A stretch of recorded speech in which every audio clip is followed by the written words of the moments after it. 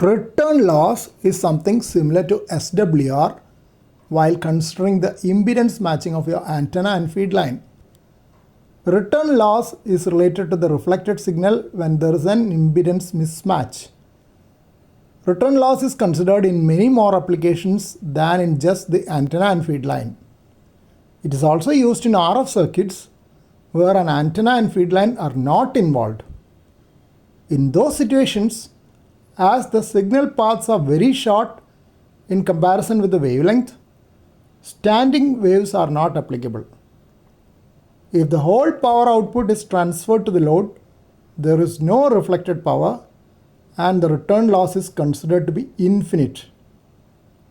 But when the antenna is disconnected or the RF circuit is open, all the power will be returned and there will be no return loss. This is an interesting concept and a little bit difficult to comprehend as it looks like a misnomer at one look. Return loss is expressed in decibels and calculated from the incident power and the reflected power. Return loss in decibels will be 10 times the logarithm of the ratio of incident and reflected powers. Return loss is inversely related to the SWR. Higher return loss would mean lower SWR. In some literature, return loss may be expressed with a negative sign. In that case, it will be the inverse of the return loss defined initially. Then the formula will be the ratio between reflected power and incident power. Another term used in this context is the reflection coefficient gamma, which is the ratio of the forward and reflected voltages. Reflection coefficient and return loss are related to each other. As the power is proportional to the square of the voltage, return loss in decibels will be 20 times the logarithm of the absolute value of reflection coefficient. If both incident and reflected power are expressed in dBm, decibels relative to a milliwatt, then return loss will be simply the difference between the two. That is because all the figures become logarithmic in value. You may recall that if you take logarithm, division is just subtraction of the values. Return loss can be converted to SWR and vice versa using a more complex formula. Alternatively, there are charts which show return loss along with SWR and reflection coefficient. From these charts, if one is available, the other one can be found out. For measuring return loss with NanoVNA, the tracing is set to log mag, meaning logarithmic magnitude in decibels. In NanoVNA and other devices with two ports, S11 is the input reflection coefficient. That is the ratio of reflected wave to the incident wave at the input port or port 1.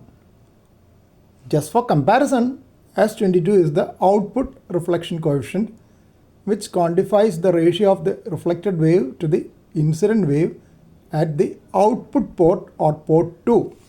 I have connected the 80 meter antenna which I have homebrewed, the dipole. This is the antenna which I have connected, and that is to S11, that is the first port number 1, and currently it is in the SWR mode. You can see SWR, the minimum SWR is 2.5. that is far from ideal, but that is a very compromised mounting of the antenna. So this is the SWR. Minimum SWR is 2.5, but still it is tunable, and that minimum SWR is at 3.53 megahertz at the lower part of the amateur radio band, 80 meter band. Now we will see what this will correspond to in the return loss. The calibration is from 3 to 4 megahertz. I have chosen a second tracing which shows S11 log mag. You can see in the menu that I have chosen that. This is how you reach that.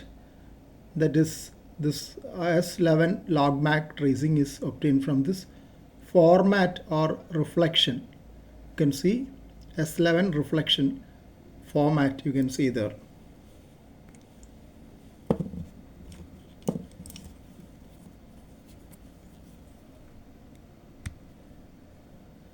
And if you select that S11, you get this. Now you can see the corresponding return loss, that is -7 decibels is the return loss here, corresponding to an SWR of 2.5. We know that return loss has to be high for a good antenna. This is not a good antenna. I have chosen this antenna because this is not having a perfect SWR. We have seen earlier that return loss should be high for a good perfectly matched antenna. This is not a good matched antenna. You will see this losses, return losses -7 decibels. For comparison, I'll show another of my antennas. This is my fan dipole on 20 meter. You can see that SWR is only 1.2. That's much better than the previous SWR. Here you can see that the curve is dipping down, and for log mac, you can see the logarithmic magnitude is -20 dB. The return loss is much higher. S11 return loss is much higher, indicating that this antenna is much better matched than my previous 80 meter dipole. I presume that you have an idea about return loss and how it influences the matching. This comparison tells you that there is a relation between SWR and return loss.